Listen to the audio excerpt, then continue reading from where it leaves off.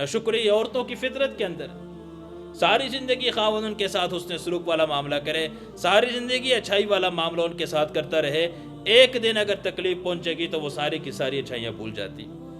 ये औरत की फितरत के अंदर। तभी तो अल्लाह के नबी ने कहा कि इसको टेढ़ी पसली से पैदा किया है तो टेढ़ेपन के साथ चलाना पड़ेगा। मर्दों के लिए भी हिदायत यह है, अगर उसके अंदर कहीं खामियां नज़र आ रही हैं, औरत के अंदर कुछ खामियां अगर हैं तो उसकी खूबियों को नज़र अंदाज नहीं करनी चाहिए खामियों की वजह से। हाँ, खामियों को नज़रअंदाज कर दो उसकी खूबियों को देखते हुए। अगर कुछ कमी है उसके अंदर तो देखें उसके साथ खूबी भी। तो के बाद हसन बसरी लिखते हैं कि औरतों के लिए ख़ास तौर पे कि ऐसी बीवी ना बनना कि आपके मरने के ऊपर आपका शुक्र अदा करे। ऐसी बीवी ना बनना, याद रखें कि ये बीवियाँ और इन बच्चों की वजह से इंसान जहन्नम की आग का ईंधन बन जाता है। दुनिया का सबसे बड़ा बेवकूफ़ इंसान वो है कि जो दूसरे की दुनिया बनाने के लिए अपनी आखिरत को तबाह बर्बाद करता है। मेरे और आपका खाना सिर्फ इतना ही है जो एक टाइम का हम खा लें। मेरे लिए आपके लिए पहनना, जो कपड़े पहन ली यही मेरा आपका अपना है। जो माजी में कर गई यही है। मरने के बाद ये सारा का सारा वो रसा के लिए हम पैसे जमा करते हैं, माल जमा करते हैं, हिर्स करते हैं। किसके लिए? औरों के लिए।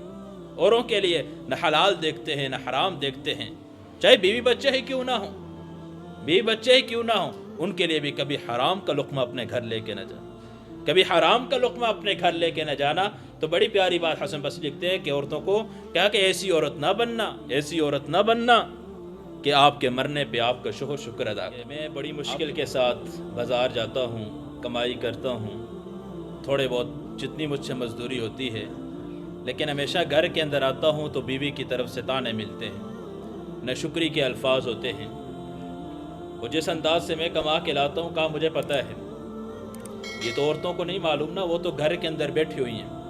उन्हें क्या मालूम मेरा शोहर किस परेशानी और मुसीबत के साथ चौक में बैठता है और घंटों इंतज़ार करता है। कभी जाके चौक के चक्कर लगाने चाहिए कभी कभी। और वो मर्द जो ऐशो इशरत की ज़िंदगी गुजारने वाले हैं, जो अपनी ख्वाहिशात और अपनी मर्ज़ी की ज़िंदगी गुजार रहे हैं, जिनको अल्लाह ने माल की नेमत से माला माल किया हुआ है, जो गुरबा को हकारत की निगाह से देखते हैं, इनको भी चाहिए कभी कभी जाके चौक के चक्कर लगाने चाहिए। वहाँ जाके देखना चाहिए कि जो मज़दूर घंटों बैठे हुए हैं कि कोई आएगा और हमें लेके जाएगा और हमसे जाके काम करवाएगा। हर गाड़ी की तरफ सवालिया निगाहों से उनकी निगाह उठती है, हर गाड़ी की तरफ उनकी निगाह उठती है। ये कोई मामूली नहीं, पैसे कमा के घर लेकर आना, नौकरी करना, मुलाजमत करना, और कोई दफ्तर के अंदर बैठा हुआ है, ऑफिस के अंदर बैठा हुआ है, एसी के नीचे है, लेकिन बॉस की बातें सुनते हुए माथे पे जो पसीने आते हैं, ये बीवी को क्या मालूम कितनी मुशक्क़त के साथ ये घर के अंदर एक एक रुपया आता है। कि ये ऐसा ना हो, ऐसी बीवी कोई भी ना बने कि जो जिसके इंतकाल के ऊपर शुक्र अदा करे कि शुक्र है मेरी बीवी का इंतकाल हो चुका है। हसन बसरी रहमहुल्लाह के बारे में आता है, ये फरमाते हैं कि मैं हज के लिए गया और हज पे जैसे गया तो मैं, जैसे औरत होता है कि आते हुए कुछ ना कुछ ख़रीदारी करते हैं, कहते हैं कि मैं बाहर गया जाके ख़रीदारी के लिए, और जैसे मैं एक शख्स के पास से गुज़रा, बज़ाहिर देखने में तो बड़ा मुअज़्ज़ज़ शख्स लग रहा था, लेकिन उसके बेचने का अंदाज़ बड़ा अजीब था कि बात बात पे कस्में उठा रहा था और अपनी चीज़ की बेजा किस्म की तारीफ़ कर रहा था। मैं उसके पास से आगे चला गया, मैंने कहा ऐसी चीज़ बेचना जायज़ ही नहीं है, इस अंदाज़ से कि कस्में उठा के अपनी चीज़ को बेचे और बेजा किस्म की अपनी चीज़ की तारीफ़ करे। कहते खैर मैं आगे चला गया, अपनी ज़रूरत पूरी की। फिर 1-2 सालों के बाद दोबारा मेरा हज पे जाना हुआ, और अल्लाह के करना फिर मैं उसी रास्ते से जा रहा था, वही शख्स मुझे मिला, लेकिन उस वक्त वो कस्में नहीं उठा रहा और अपने संजीदा अंदाज से बैठा हुए अपनी चीज़ें फ़रोख्त कर रहा है। तो मुझे बड़ा ताज्जुब हुआ कि पहली मरतबा तो मैं इसके पास आके खड़ा भी हुआ और काफ़ी टाइम इसके पास खड़ा रहा, इसकी कस्में सुनता रहा और बेजा किस्म की इसकी तारीफ़ें सुनता रहा। इस बार ये बिल्कुल खामोश है, परेशान जैसे होता है, खामोशी के आलम में बैठा है। मैं इसके पास चला गया, मैंने कहा हज़रत मैं आज से 2 साल कबल भी यहाँ हज के लिए आया था, यूँ ही मैं बाज़ार अपनी ज़रूरत की चीज़ें ख़रीदने के लिए निकला था, आप पे निगाह पड़ी, उस वक्त आप बात बात पे कसम उठा रहे थे, काफ़ी टाइम मैं आपके पास खड़ा देखता रहा और आपका नज़ारा करता रहा, लेकिन आप हर बात पे कसम उठा रहे और अपनी चीज़ को फ़रोख्त कर रहे थे। लेकिन इस बार बड़ा अजीब मंजर है, आप बिल्कुल खामोश बैठे हुए हैं और अपनी चीज़ें बेच रहे हैं और आपकी चीज़ें बिक भी रही हैं। कहा कि जब मैंने ये बात की तो उनकी आंखों में आंसू आ गए। हसन बसरी कहते हैं कि उसने कहा कि बात यह है कि पहले मेरा जो निकाह था, एक औरत से जब मेरा निकाह हुआ, शादी हुई, लेकिन वो नाशुक्री थी और सब्र का पैमाना उसके अंदर नहीं था।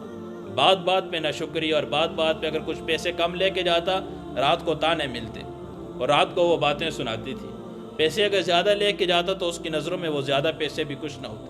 نہ شکر یہ عورتوں کی فطرت کے اندر ساری زندگی خاوند ان کے ساتھ حسن سلوک والا معاملہ کرے، ساری زندگی اچھائی والا معاملہ ان کے ساتھ کرتا رہے، ایک دن اگر تکلیف پہنچے گی تو وہ ساری کی ساری اچھائیاں بھول جاتی۔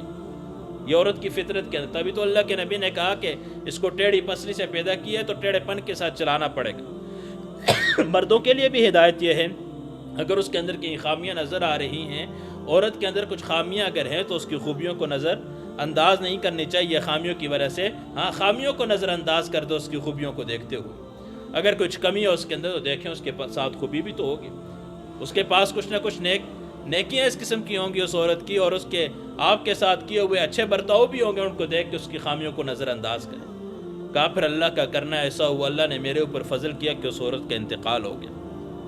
حسن بصری کہتے ہیں کہ جب اس نے کہا کہ اللہ نے فضل کیا اور کرم کیا کہ میری اس بیوی کا انتقال ہو گیا، کہا میرا اس کے بعد ایک اور دوسرا نکاح ہوا، اور لیکن وہ عورت اللہ والی تھی اور اس کا اللہ سے اتنا تعلق تھا کہ جب صبح آتا ہوں تو دروازے میں کھڑا کر کے کہتی ہے کہ آپ نے جانا ہے اللہ کے حکم کی خلاف ورزی نہیں کرنی، ہمارے پیٹ کا خیال نہیں کرنا کہ میں ان کے لیے لے کے جاؤں، نہ حلال دیکھنا نہ حرام دیکھنا، اور گھر میں لے کے آؤ اور ہمیں جہنم کے انگارے نہ کھلانا، کچھ بھی نہ ہو ہم بھوکے رہ کے گزارا کر دیں گے۔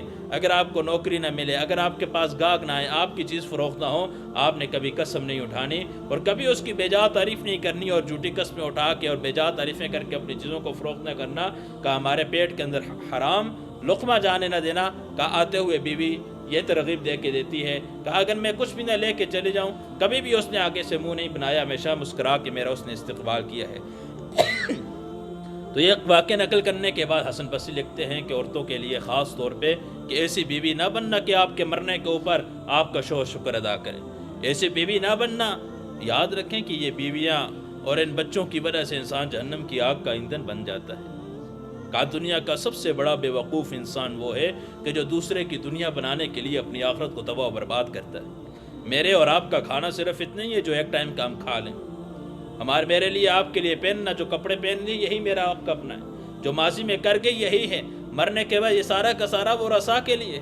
ہم پیسے جمع کرتے ہیں، مال جمع کرتے ہیں، حرص کرتے ہیں، کس کے لیے؟ اوروں کے لیے، اوروں کے لیے۔ نہ حلال دیکھتے ہیں نہ حرام دیکھتے ہیں، چاہے بیوی بچے ہی کیوں نہ ہوں، بیوی بچے ہی کیوں نہ ہوں، ان کے لیے بھی کبھی حرام کا لقمہ اپنے گھر لے کے نہ جانا، کبھی حرام کا لقمہ اپنے گھر لے کے نہ جانا۔ تو بڑی پیاری بات حسن بصری لکھتے ہیں کہ عورتوں کو کہا کہ ایسی عورت نہ بننا، ایسی عورت نہ بننا کہ آپ کے مرنے پہ آپ کا شکر ادا کرے، آپ کے مرنے پہ آپ کا شکر ادا کرے۔ اس لیے ہمیں تو معاشرت سیکھنی چاہیے، معاشرت مردوں کو بھی زندگی گزارنے کے اصول ہمیں پتہ ہو، بھی بچوں کے ساتھ ہمارا رہن سہن کیسا ہونا چاہیے، بچوں کو پتہ ہونا چاہیے میرے ساتھ میرا والد والدین کے میرے اوپر کیا حقوق ہیں، خاوند کو بیوی کے حقوق کا، بیوی کو خاوند کے حقوق کا۔ جیسے پچھلے جمعے میں نے ساس اور بہو پہ بات کی تھی کہ یہ دو ساس اور بہو کا ایسا ہوتا ہے، ہر گھر کے اندر مسائل پیدا ہوتے ہیں، کس وجہ سے؟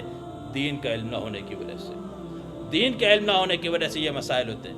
اس لیے اپنی زندگی کے اندر دین لے کر آئے۔ نبی علیہ السلام مکمل زندگی ہمیں دے کر گئے۔ اللہ کے نبی کی 12 شادیوں سے بات ہوئی تھی کہ اللہ کے نبی نے 12 شادیاں کیوں کی تھی، اس میں بھی ہمارے لیے بہت بڑے اسباق تھے، سبق تھے کہ گھریلو زندگی امت کے سامنے آ جائے۔